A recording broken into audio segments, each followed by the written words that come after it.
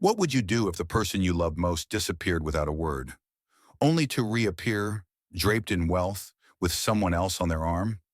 Her name was Clarissa Bell, a name that once meant little to anyone but her husband. She wasn't the kind of woman who turned heads in a crowd. She didn't wear makeup, didn't chase the spotlight, and never asked for much. What she was devoted. A loving, faithful wife who believed in the man she married when no one else did. Clarissa had been married to Marcus Bell for just over 3 years, and those years, they weren't easy. Rent was often late, fridges often empty, but Clarissa stood by Marcus with unwavering loyalty, cooking beans and rice with a smile, and listening to his dreams of making it big in business. And then one day it happened. Marcus landed a meeting. The meeting. A high-profile investor had agreed to hear his pitch. It was the kind of opportunity that could change everything. That morning, Clarissa hugged him tightly at the door. "Go make us proud," she whispered, her voice full of hope. He never came home. At first, she thought maybe things ran late. Then she thought maybe he got caught up celebrating a win. But days passed. Texts went unread. Calls went straight to voicemail. And slowly, the silence became unbearable. Then came the call from her best friend. "Clarissa, you need to go to the Fairmont Grand Hotel.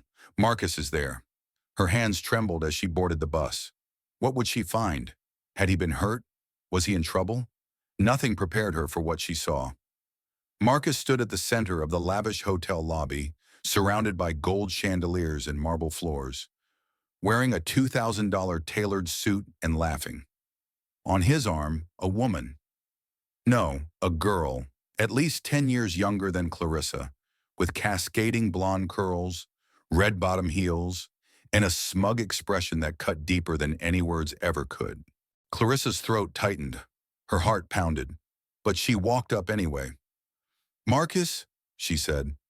He turned, and for a second, something like guilt flashed across his eyes, but it vanished instantly. "Clarissa," he said flatly, like saying the name of a forgotten middle school classmate. "You didn't come home. I've been calling. What's going on?" Her voice cracked. Before Marcus could speak, the girl stepped forward. "I'm Sienna, Marcus's wife," she said with a venomous grin. "He doesn't need to explain anything to a... What did you call her? Marcus? Oh, right. The baggage." Clarissa's face turned pale. "Wife," she whispered. Marcus nodded, his voice cold. "Don't make a scene, Clarissa. I'm done. It's over. I've moved on. I'll send money." "But you said we'd make it together, that we'd get through the hard times." Clarissa gasped. "You got fat," Sienna snorted. "He upgraded." The words sliced through her like glass. Clarissa's vision blurred. She turned to Marcus one last time, praying for a flicker of humanity, but he wouldn't even look at her. "I'll have the lawyer send the papers," he said, already turning away. And just like that, the man she built her life with erased her like a scratch on glass. As she stood frozen, fighting the tears welling in her throat, a man's voice broke through the silence. "Yet, Clarissa?" She turned. Standing behind her was a tall man in a dark navy suit, sharp features and familiar eyes. "Don't tell me you don't remember me," he said, smiling gently. "Isaiah Miller, from ninth grade science class. Your old neighbor on Chestnut Lane." It hit her like a wave. "Isaiah," he grinned. "I saw what just happened. That was your husband?" She nodded, broken. "Well," Isaiah said, eyes narrowing as he looked at Marcus and Sienna, "that was the biggest mistake he's ever made." Clarissa wiped a tear. "What does it matter? He's rich now. He doesn't care." "Funny thing," Isaiah said calmly. "I'm the man who approved his funding, and I do care." Commentary insert. And let me pause here because this is where things get poetic. The very man Clarissa had once studied with, maybe even laughed with at lunch back in the day, had quietly become a powerful businessman. And fate? Well, fate brought him into that lobby, not a second too late. Clarissa blinked. "Wait, what?" Isaiah smiled. "Let's get you out of here. You're coming with me." She hesitated. "But I have nowhere to go." "Then you stay with me," he said. "I live alone. You'll have your own space, and trust me, you're not a burden." She followed him into the valet circle, still trembling. She didn't know what she expected, but it wasn't the sleek, matte black Mercedes SUV or the uniformed driver who opened the door. His house, a modern mansion nestled in the hills, complete with a koi pond and infinity pool. As she stood in the doorway, Isaiah turned to her. "Hungry?" She shook her head. "Let me cook. It helps me think." Isaiah smiled. "My kitchen is yours." In the kitchen, Clarissa spotted something unusual, a thick, spiral-bound booklet titled Ancient Eastern Weight Detox, Tea, Herbs, and Healing. She flipped through it. Inside were recipes, daily rituals, and a transformation story that looked almost magical. Isaiah entered, noticing her curiosity. "My mom's," he said. "She was over 200 pounds until she followed that guide. Now, she runs marathons." Clarissa stared at the book. "Do you think I could?" Isaiah's eyes softened. "I don't just think, I believe in you." She hadn't heard words like that in years, and in that moment, she made a decision, not for Marcus, not for revenge, but for herself. "I'll try," she said. "Then I'll help," Isaiah replied. And that was the start of her comeback. What Marcus didn't realize is that when you break a woman who loved you with her whole soul, you don't just lose a wife, you awaken a warrior. Clarissa had been shattered, but every shard would be reforged into something unbreakable. If the world saw you as weak, broken, and forgettable, how powerful would it be to walk back into that same room, unrecognizable and unstoppable? 3 weeks had passed since Clarissa Bell moved into Isaiah Miller's guest wing, though it felt more like another planet than a house. Gone were the cold, cracked tiles of her old apartment's kitchen. Here she brewed morning tea beside floor-to-ceiling windows, sunlight pouring in as if it too had chosen sides. The same hands once trembled over unpaid bills now held herbal infusions and weight loss blends with quiet determination. Isaiah had helped her build a routine. Wake early, stretch, drink tea, walk the garden trail. It wasn't just about losing weight, it was about finding herself again. The first few days? Brutal. The tea tasted bitter. The exercises left her sore. And the memories of Marcus still clung to her like shadows.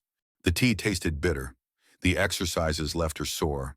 And the memories of Marcus still clung to her like shadows. Sometimes at night, she'd break down in the guest room's enormous bed. Isaiah never pressed her. He simply knocked gently on her door and left things outside. A note, a warm soup, or sometimes a funny photo from their school days. It was always enough to make her smile through tears. But slowly, the fog lifted. Clarissa started enjoying the walks. Her clothes loosened, her skin cleared. And one morning as she brushed her hair, she caught a glimpse of something she hadn't seen in years. A spark in her eyes commentary. Insert. Let's be real. Healing doesn't come from facials and kale smoothies. It comes when someone sees you, listens to you, believes in you when you no longer believe in yourself. That's what Isaiah did. And that's why Clarissa's transformation wasn't just physical, it was spiritual.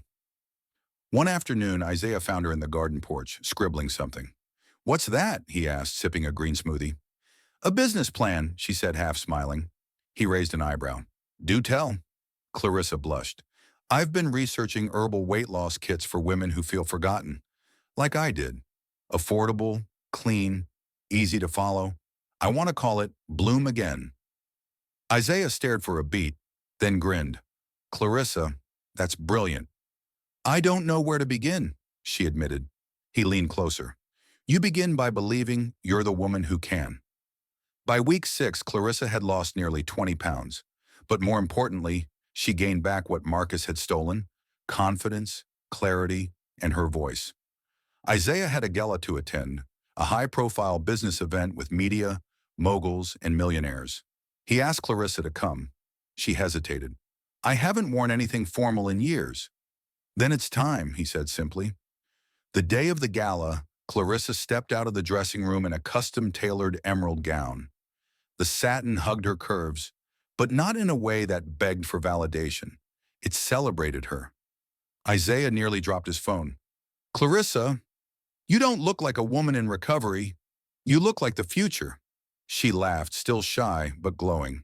At the gala, heads turned. Some whispered, trying to figure out who she was. Others just stared. But Clarissa held her head high. It was only when Isaiah went to greet a business partner that she noticed him. Marcus. He was standing near the bar, sipping something amber-colored, and he looked different, a little heavier, a little grayer, more nervous than arrogant. Sienna was beside him, but she wasn't clinging to his arm this time. She was scrolling her phone, uninterested. Clarissa turned slightly, hoping not to be seen, but Marcus's eyes scanned the room, and then froze. He saw her, and for a moment he couldn't move. He elbowed Sienna. That woman, do you know her? Sienna barely looked up. She's hot. Marcus's mouth fell open. That's Clarissa. Sienna raised an eyebrow. That's your ex-wife? He nodded slowly, almost in disbelief. Clarissa could feel his eyes burning into her. She turned and smiled. Not out of pettiness, not to flaunt, but because she finally could. Commentary insert. This is the moment most of us dream about after betrayal. To become so healed, so whole, that the person who discarded you wouldn't even recognize what they gave up. But Clarissa, she wasn't there to make Marcus regret it. She was there to show herself she'd made it. Isaiah returned with 2 drinks. You good? He asked, noticing her posture stiffen. I just saw my past, she replied calmly, and I realized it no longer owns me. As the gala continued, Isaiah introduced her to CEOs, journalists, and health entrepreneurs. Clarissa found herself talking fluently about herbal detoxes, metabolism, emotional healing. She was no longer the fat wife sobbing at the hotel. She was Clarissa Bell, the woman writing her next chapter. Then Isaiah made an announcement. I'd like to introduce someone special, he said, calling everyone to attention. She's the founder of a new wellness brand launching soon. A woman of brilliance, resilience, and clarity. Please welcome the creator of Bloom Again, Clarissa Bell. Applause thundered through the hall. Clarissa stepped forward, heart pounding. And in the crowd, Marcus's mouth stayed open, his eyes stunned. Backstage, Sienna whispered. That was your ex-wife? You never told me she was capable of this. He couldn't answer, because he hadn't known either. That night, Marcus didn't sleep. The next morning, Clarissa sat in Isaiah's private office. He handed her a manila folder. What's this? She asked. Due diligence on Marcus Bell's company, he said calmly.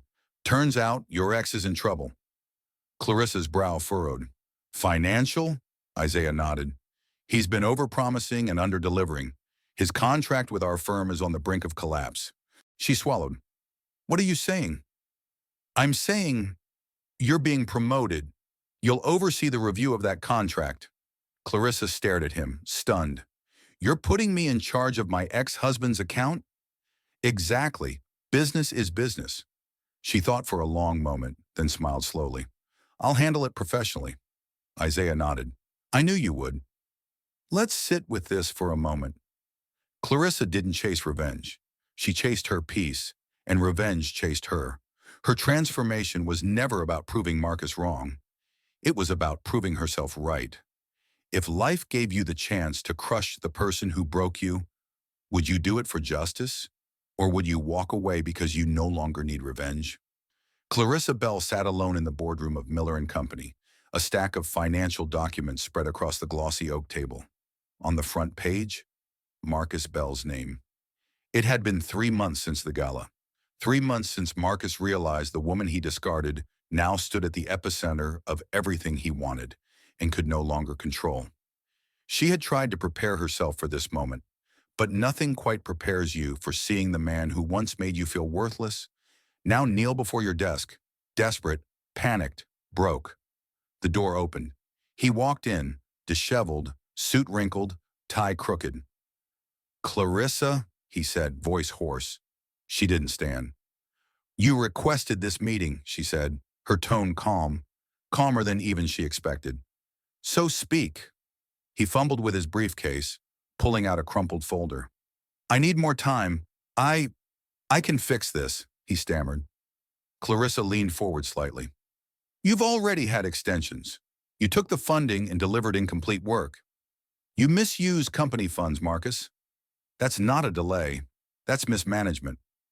He dropped into the chair across from her, rubbing his temples. You have no idea what's happened to me. Investors pulled out. My team quit. Sienna? She left. Clarissa blinked once. So now you're alone. He nodded miserably. Ironic, she said softly. That's exactly how you left me. Commentary insert. This wasn't just a business meeting. It was poetic justice. Marcus had walked away when Clarissa was vulnerable, thinking she'd never rise again. But now she sat in power, and he was the one begging for mercy. Marcus looked at her, and for the first time, his eyes weren't arrogant. They were hollow. I made a mistake, he whispered. I didn't see your worth. And by the time I did, you were already gone. Clarissa studied him, unmoved. She wasn't angry anymore. She wasn't bitter. She was healed. But she would not protect him from the consequences of his own doing. She picked up the folder. This contract, if not fulfilled in 10 business days, the lawsuit proceeds. Assets frozen, properties seized. You know the terms. You signed them. Marcus swallowed hard. Please, don't do this. You can stop it. Just help me. One last time. She looked him in the eye. You want help now, but when I needed it, you disappeared. When I cried outside that hotel, you called me a burden, a pig. He flinched. And now you want mercy? I was blinded by ambition, he muttered. By vanity. Sienna made me feel powerful. Clarissa stood. Then call her. Silence. I did, he whispered. She blocked me. Clarissa nodded. She walked toward the window, sunlight pouring in. For a moment, she said nothing. Then she turned. You won't be going to jail, she said. We'll settle. But your assets are going into foreclosure. Your public image? That's your own to fix. He looked up, shocked. You're not suing me. Oh, I am, she said plainly, but not to ruin you, to hold you accountable. She leaned in, just enough. You broke me, Marcus, but I rebuilt myself. And now, I'm stronger than you ever imagined. Commentary. Insert. And here's the thing. Clarissa didn't destroy Marcus. She didn't need to. Life had already done that. She simply stood tall and let the consequences do what her anger never could. Outside the boardroom, Isaiah was waiting. How did it go? He asked. Clarissa took a deep breath. Like closing a door I never planned to open again. He smiled, then handed her a small box. What's this? She asked, raising an eyebrow. Open it. Inside was a bracelet, engraved with the words, She remembered who she was, and the game changed. Clarissa blinked back tears. Isaiah took her hand. I wanted to ask you something, he said nervously. Are you proposing? She teased. He chuckled. Not yet, but soon. She laughed, a sound she hadn't heard from herself in years. Then I'll say yes, in advance. Weeks later, Clarissa stood in front of the mirror in a flowing ivory dress, not the white of innocent beginnings, but the warm shimmer of hard-earned peace. The day she had once dreamed of with Marcus was now happening with a man who never made her feel small. A man who listened, believed, loved without condition. Their wedding was held in the garden behind Isaiah's mansion. No grandeur, just family, friends, and flowers that Clarissa had handpicked. And as she walked down the aisle, guests stood, but one figure remained seated, hidden behind dark sunglasses.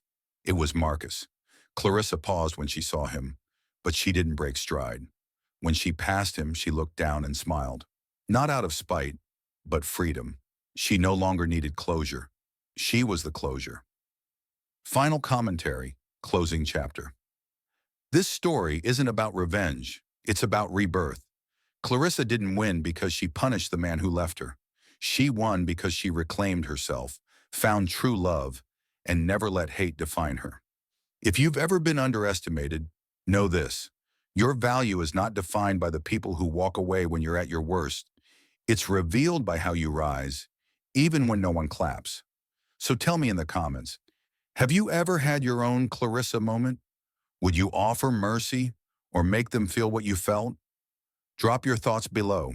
Like, share, subscribe, and always remember, the best glow up isn't to be seen. It's to be unshakably at peace.